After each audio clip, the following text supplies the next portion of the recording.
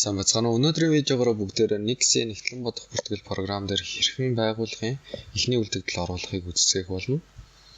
За өнөөдрийн видеоны маань жишээ бичлэгний доотлын description хэсэг дээр линк нь тавигдсан байгаа. Та тэгээд уг линкээр орж жишээгээ татаж аваад бичлэгээ дуурайгаад хийх боломжтой шүү. За ингээд үлдэгдлээ бүртгэж авъя. Бидний хийхний ажил бол дид системийн лавлах болон бүртгэлийн тохируулах хэсэг рүү ороод навигац самбарын эхний үлдэгдэл хэсгийн эхний үлдэгдэл оруулах огноо гэсэн зэсэн дээр тохиргоо хийж байна. За тохиргоогоо оруулахын тулд энэ создать гэсэн icon дээрээ дараад ямар байгууллагын эхний үлдэгдэл оруулах гэж байгааг сонгож өгнө. Тэгээд эхний үлдэгдэл оруулах огноо нь өмнөх оны сүүлийн өдөр байвал илүү тохиромжтой байдаг. За бидний харуул 15 оны 12 сарын 31. За хадгалах төвчөд харахад уг тохиргоо манд бүртгэгдэнэ. Дараагийн их ажил нь уг дид системийнхээ эхний үлдэгдэл оруулах гэсэн хэсэг рүү ороод уг цонхон дээр мэдээллүүдээ үүсгэж өгдөг. За тэгээд эхний оруулах үлдэгдэл маань үндсэн өрөнгө байгаа.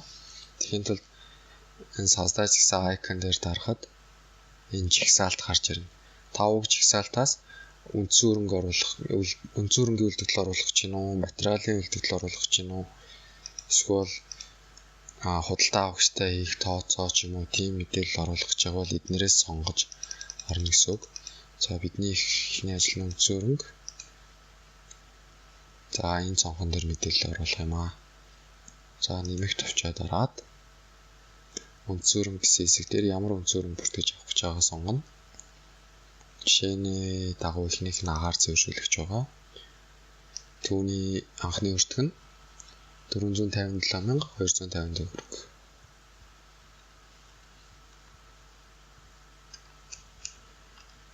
Тэгээд 15 оны 12 сарын 31-ний байдлаар 206,851 төгрөгийн илэгдэл хуримтлагдсан байна гэхэд тэр мэдээлэлээ энэ хуримтлагдсан илэгдэл хорогдол NBB гэсэн мөрөнд оруулж өгнө. 206,851 төгрөг 20 мөнгө. За энэ илэгдлийн параметр гэсэн хэсэг дээр уг зардал маань аль дансан дээр хуримтлагдах вэ гэдгийг оруулж өгдөө. За бид ийм тохиргоо оруулсан байгаа. Уг тохиргооны дагуу болохоор манай хуримтлагдсан илэгдэл удирдлагын зардал руу нэмэгдэж орно. Хэрвээ та уг илэгдлээ удирдлагын зардал руу оруулахгүй барааны өртөг рүү оруулъя гэх юм бол энэ хэсгийн 3 зэг дээр дараад создать гэсэн icon дээрээ дараад энэ дээрээ нэрээ өгөөд энэ дээрээ дансаа заагаад өгчнө. 1421 үндсэн үйлдвэрлэл. За жишээний дагуу бид 70 дугаар дансан дээр сонгох болохоор энийгээ сонгоод дараагийн бүртгэх ёстой зүйл нь нэгтлэн бодох бүртгэл гэсэн хавцас руу ороод ашигтай хэрэгцээний хугацаагаа зааж өгдөө. За 120 сар 10 жил. Ингээд энэ тохиргоо маань татварын бүртгэл гэсэн хэсэг дээр автоматар бөглөгдөнө. Сүүлийн их ажил маань үйл явдлууд гэсэн хэсэг дээр уг үндсэн өрөнг маань хизээ бүртгэгдсэн бэ, ямар баримттай бүртгэж авсан бэ гэдэг мэдээллийг оруулдаг. За жишээний дагуу уг үндсэн өрөнг маань 2012 оны 2 сарын 1-ний өдөр 1 гэсэн дугаартай актаар бүртгэгдсэн байна гэж. За огноогоо оруулна. 0201/2011. Үйл явдал дээр нь ашиглалтанд оруулан бүртгэлд авах. Баримтын нэр акт дугаар нь номер 1 гэж. За ингээд мэдээлэл оруулалт дууссан. Хадгалаад болоо. Ингээд агаар зөвшөөрлөгч маань програм дээр бүртгэгдэж байгаа гэсэн. Нэгтлэн бодох бүртгэлийн анхны өртөг нь маань татварын бүртгэлийн өртөг нь маань илэгдэл тооцох дансны нь байна гэсэн. За одоо хөргөгчний тухай мэдээлэл оруулна. Тэгхийн тулд төрөмөлтийг ялгаагүй энэ дээрээ хөргөгчөө сонгож өгнө. Энэ хэсэгтэр анхны өртгийг нь оруулна. За төгрөгчний маань анхны өртөг 415,719 төгрөг.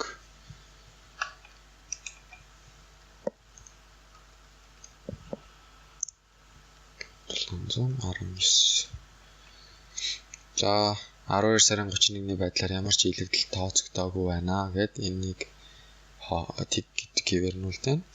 Энэ хэсэгтэр нь төрний үнцүүлэн хөрөнгөний илэгдэл гэдгээ тооцож өгөөд нэгтлэн бодох бүтээл гэсэн хавцанд ашигтай хэрэгцээних нь хугацааг нь заана. За энд илэгдэл тооцох гэх автоматар захилттай. За татварын бүртгэл гэсэн хэсэгт хэрвээ зурж явах юм бол өөрчлөлтөө нэмж оруулна. Таарч ивэл оруулахгүй нэвэр нь үлдээгээд үйл явдал гэсэн хэсэгт эзээ бүртгэгдэж авсан тухай мэдээллийг нь оруулна. За уг хөргөгч маань 2015 оны 12 сарын 25-ны өдөр 2 дугаартай актаар бүртгэгдэж авсан байна. 12 25 2015 үйл явдал нь ашиглалтанд оруулан бүртгэлд авсан. Баримт нь акт номер 2. За мэдээлэл оруулалт ус хадгална. За ингээд үүнээс гадна үндсэн хөрөнгө оруулахар байвал нэмэгт авчаа дараад ингээд үргэлжлүүлээд оруулах боломжтой. Манай жишээний дагуу энэ хоёр үндсэн хөрөнгийг бүртгэж авах байгаа. За та privacy secret буюу хадгалаад хаах дээрээ дараад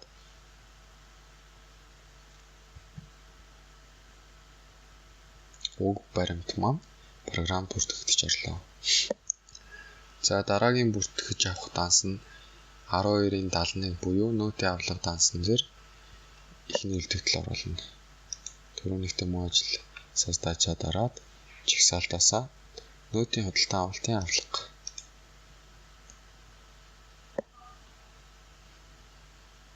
За энэ хэсгээр database тавьчаа дараад нөтийн данс нь 12-ийн 71. Нөтийн хувь нь 10% бол 10%, тэг хувь бол тэг хувь гэдгийг оруулна. За үнэт зүйлсийн төрөл нь бараа худалдаж авсан уу, материал худалдаж авсан уу, төхөөрөмж худалдаж авсан уу гэснээс шалтгаалаад эдгээрээс сонгох боломжтой. За ямар компаниас худалдаж авсан бэ гэдгийг энэ хэсэгт оруулна. Энэ хэсгийг бүглэхгүй орхисон ч болно. Бөөнөрө бүглэе. За жишээний дагуу барааг маань альфа хэгээс авсан гэдэг энийгээ сонгоод түүнтэй байгуулсан гэрээг ингээд автоматар ороод ирдэ. Хэрвээ гэрээ орж ирэхгүй байвал энэ хэсэгт 3 цагийг дараад уг нэгдсэн сонгон дээр создать тавьчаа дараад гэрээг үүсгэнэ. За тооцооны баримт оруулна.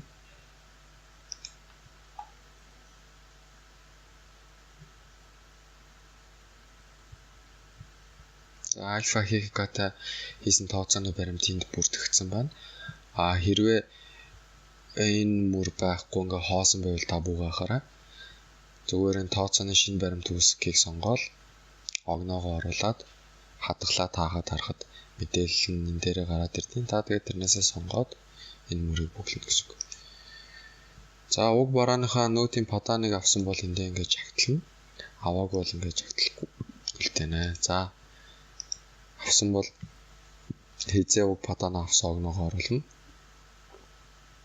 За гэрээ нь 12 сарын 1-нд хийгдсэн гэж үзэхэд гэрээнээс хойш нэг 2-3 хоногийн дараа уг бараагаа хүлээж авсан гэж үзээд 15 оны 12 сарын 3-нд гिचээ падан нөтийн паданых нь огноо. Энэ хэсэг дээр нөгөө нэг дахин давтагчгүй нөтийн паданыхаа дугаарыг оруулж өгдөг. За юу ч үгүй те. Энийг ингээд ямар ч юм уу оруулж. За ингээд уг мөрт сүүлийн бүглэх стан тухайн худалдаж авсан барааны нөтгөө дөнгө бичгээд доотлолт нь нөт нь автоматар бодогдтыг. За 2 сая төгрөгийн бараа худалдаж авсан. Тэгээд түүний нөт нь 200 сая төгрөг болчихно.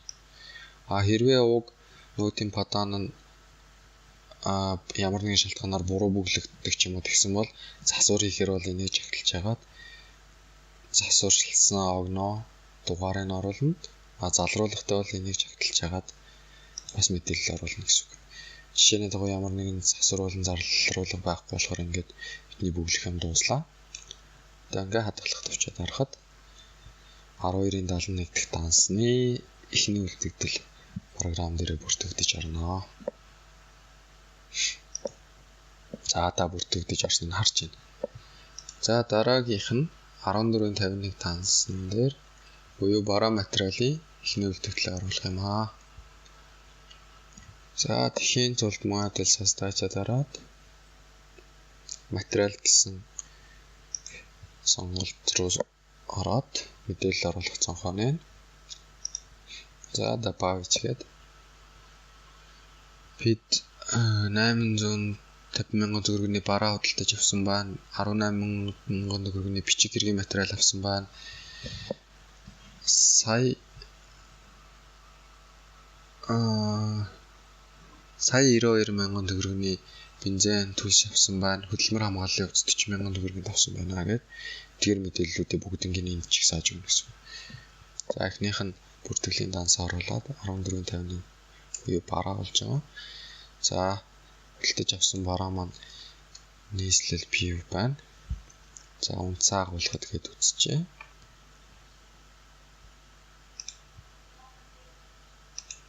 За тон 500 ширхэг. Нийт худалдаж авсан дүн нь 850,000 төгрөг. За дараагийнхаа добавить. Одоо бичиг хэргийн материалын үлдэгдлийг оруулна. Бичиг хэргийн материал нь 14.11 гэдэг бүгд дансан дээр бүртгэж байгаа. За энэ дээр нэршил хаана хадгалагдаж байгааг нь оруулах шаардлагагүй, зөвхөн тоо болон үнэ оруулахад л болно. За жишээний дагуу бид 20 ширхэг скотч 18,000 төгрөгөөр авсан байна. Гэт нийт дүнгээ энд оруулна. За дараагийнх нь ажлын бэлий. —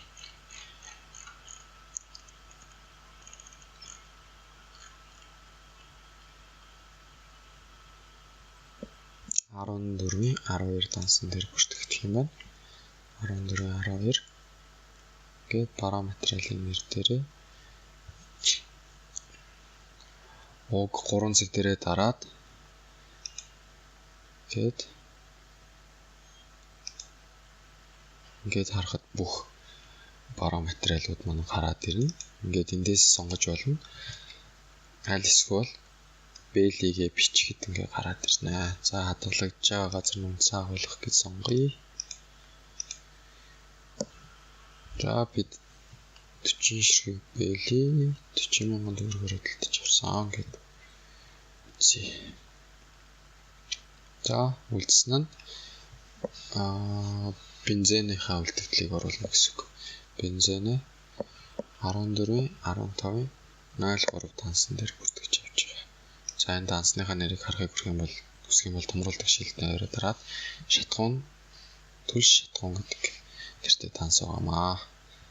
За энд ямар төрлийн бензин авсан бэ? Дизелийн төлш бол дизелийн төлш. i92, i93 янз бүрийн төрлүүд байдаг. Тэрнийхээ нэрийг ингээ оруулна гэсэн. За хадгалагдах газар нь үнцээ агуулгах байж болно. Аль эсвэл үйлдвэрийн агуулгах байж болно. Хаана хадгалагдж байгаа заагаад хэдэн литр вэ гэдгийг оруулна. 780 литр бензин сая 92,000 төгрөгөөр авсан байгаа. За ингээ мэдээлэл оруулаад дууслаа. Тэгэд хадгалаад хаахад арна. За ингээд манай бараа материалын эхний үлдэгдэл бүртгэгдэж байна. За дараагийнх нь харилцах дансанд байгаа үлдэгдлийн тухай мэдээлэл оруулъя. Создачаа дараад эндээсээ мөнгөн хөрөнгө.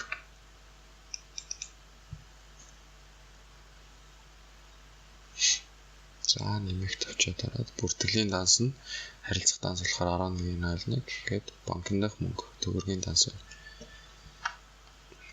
За субконто нэг дээр нь кассанд байгаа хэрвээ мөнгө бол энэ данс маань 10.01 болж өөрчлөгдөд энэ дээр нь касс гэдэг аль кассанд байгаагаа зааж өгнө.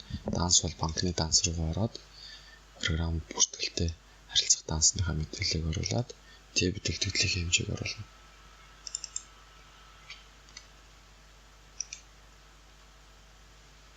За манай дебет үлдэгдлийн хэмжээ 17,15,942 төгрөг. За ингээ мэдээлэл оруулсан хадгалаад хаана. Ингээ мөнгө өрөнгөний ихний үлдэгдэл бүртгэгдэж байгаа. За дараагийн үлдэгдэл оруулах данс маань 31.01 гэдэг данс байна.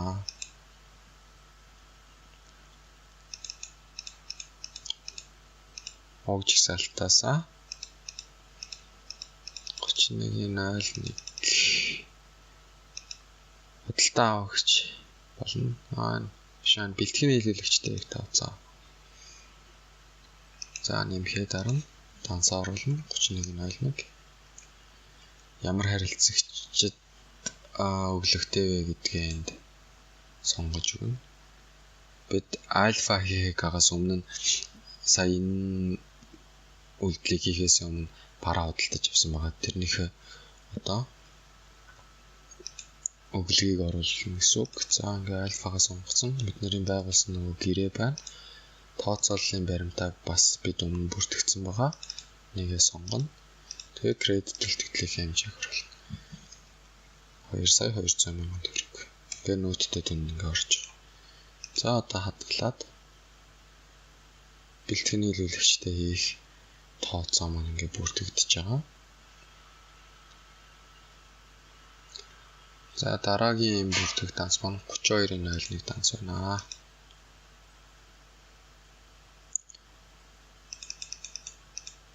Худалдаа авагч болон захиалагчтай их тооцоо. За уг жишээн дээр маань уг дансны тухай мэдээлэл оруулахад ийм өгөгдөл байгаа. 2015 оны 11 сарын 25-ны өдөр Номин ХХК-тай манай байгууллага гэрээ байгуулсан. Уг гэрээний заалтан дээр нь Номин ХХК маань эхлээд урьдчилгаа мөнгөө бидэнд төлнө. Түүний дараа бид бараа бүтээгдэхүүнээ тэдэнд нийлүүлнэ гэсэн гэрээ байгаа. За дансны нэр нь 32.01 урьдчилж орсон орлого. За харилцагч нь Номин ХХК. За энэ гэрээ нь бүртгэгдсэн байгаа тэр нэг автоматар гараад ирлээрээ гэрээ нь харагдахгүй бол дөрөвнийхтэй мөнгөжлөх. 3 цагийн дараад энэ гарч ирсэн цонхон дээр састад төвчөө дараад гэрээний мэдээлэл ингээ оруулна гэсэн үг. За тооцооны баримтаа оруулъя. Тооцооны баримт бүртгэлтэй байгаа. Хэрвээ байхгүй бол тооцооны шинэ баримтаа үүсгэсэн баримтаа сонгоно гэсэн үг. Энд дээр тайлбараа оруулаад тэгээ хадгалаад таахад харахад таны тооцооны баримт бүртгэгдэнэ. Энээс ингээ сонгоод өгнө. Тэгээ кредит үлдэгдлийн хэмжээг оруулна. За бид тэднээс 2,646,800 төгрөг 40 мөнгөний урьдчилгаа авсан юм байна.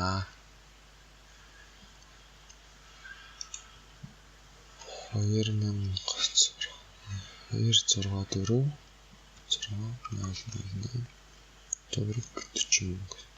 За ингээ мэдээлэл оруулж дууссан. Хадгалах тавчаад байна.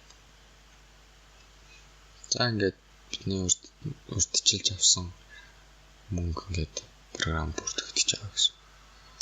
За үүний дараа бид татварын өгүүлгийн үлдэгдлийг одоо бүртгэж авнаа. Тэхийн тулд создачаа дараад энэ жагсаалтынхаа доороос 3 дахь нэгтлэн бодох бүртгэлийн бусад данс гэснийг сонгоод энэ цонхон дээр мэдээлэл оруулна. За эхнийх нь аж ахуйн нэгж орлогын албан татварын өгүүлэг нь 405,000 төгрөг байсан байна гэдэг. За түүний бүртгэх дансыг оруулна.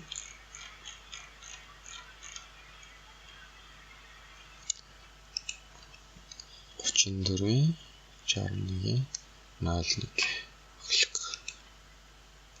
За дебет үлдэгдлийн хэмжээг оруулна. 405,000 төгрөг. За дараагийнх нь хувийн орлого албан татвар өглөг маань бүртгэх данс нь 34,62. За энэ Хөвгөний орлогын албан татвар өглөг оруулахдаа энэ субконтоныгийн бүлэх шаардлагатай. Тэн дээр нь харьяалалтай татврын байгууллагын нэрийг ингээ оруулаад өгчтэй. За тэгээ одоо кредит төлтөвлөө оруулна. 100,000 төгрөг байна.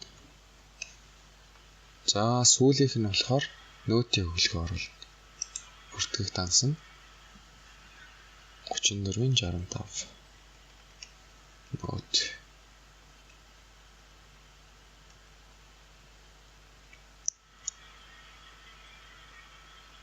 За нөөтийн өглөгийн дебет нь 350,000 төгрөг. За ингээд татварын өглөгөө бүртгэж дууслаа. Одоо хадгалагт очиод харахад болно. За бидэнд одоо бусад авлага эзэмшигчдийн өмч тэгээ хуримтлагцсан ашгаа бүртгэх үлдсэн байна. За эдгээрийг бүртгэцгээе. Бусад авлагаа түрүүнийхтэйгээ мөн ажил нэгтлэн бодох бүртгэлийн бусад данс руу ороод аль дансан дээр вэ гэдгээ заагаад өгнө. 99. За субконто нэг дээр нь аль харилцагчид өөртөө субконто 2 дээр нь гэрээг оруулж өгд юм аа. За энийг бүртгэхгүйсэн ч болно. Энийг ингээ орхиод дебет үлдэгдлийн хэмжээг оруулчих. Дебет үлдэгдэл нь 403,628 төгрөг 40 мөнгө.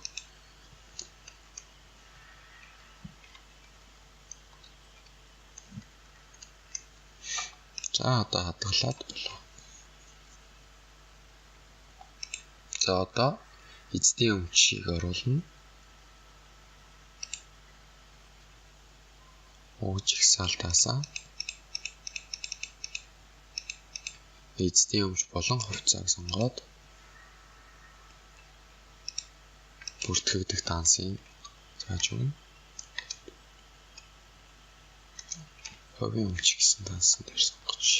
За субконто нэг дээр нь жишээ нь уг өмч маань манай хөрөнгө оруулагчийнхаа гэж үзэх юм бол хөрөнгө оруулагчийнхаа нэрийг зааж өгөөд үнэт заасвал ямар үнэт заас вэ гэдгийг зааж өгнө. За би тийхгүйгээр шууд кредит төлтөглөө оруулцгаая. 100,000 төгрөгийн. За одоо хадгалаад ховын өмчийн мэдээлэл орсон. Одоо хуримтлагцсан ашгаа састад тавьчаад дараад хуримтлагцсан ашгийг оруулахын тулд нэгтгэн бодох бүртгэлийн бусад данс гээд үүсгээ дараад дансныхаа кодыг заагаад өгчнө. Өмнөх үеийн хуримтлагцсан ашиг. Ингээд хэдийгээр ашиг хуримтлагдсан байна вэ гэдгийг кредит үлдэгдэл гэсэн хэсгээр оруулна. 14 сая 934,000 төгрөг 934,679 төгрөг 80 мөнгөний үлдэгдэлтэй байна. За ингээд хадгалахад 46.02 дансан дээр маань үлдэгдэл ингээд програм дээр бүртгэгдэж байгаа.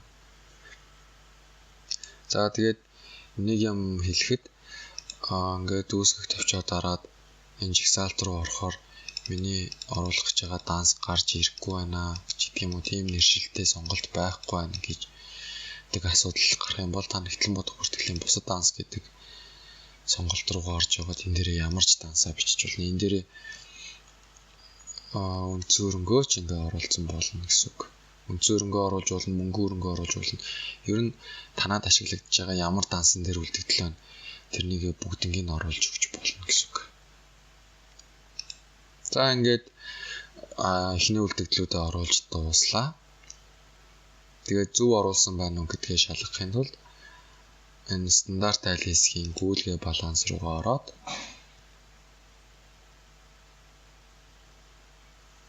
нэгдсэн цонхон дээр гүйлгээ балансаа үүсгээ тэрэн дээрээ зөв байна уу, буруу байна уу, одоо актив пассив маань тэнцэж өгөө юу гэдгийг харддаг юм аа. За ингээд энэ өдрөө заагаад өгчнө. Хугацаа гэдэг дээр энэ дээр 7 хоногор харж болно, 10 хоногор харж болно. Нэг өдрөөр харсан болно. Байгууллага гэсэн хэсэг дээр хэрвээ нэг мэдээллийн бааз дээр олон байгууллагын тайлан гаргадаг бол байгууллага сонгож өгнө. Тэгээд тайлан бүрдүүлэх гээд дарна. За тайлан бүрдүүлэхэд эхний үлдэгдэл гэсэн хэсэг хоосон байх хэвээр. Ингээд debit, credit гүйлгээ тэнцсэн байна.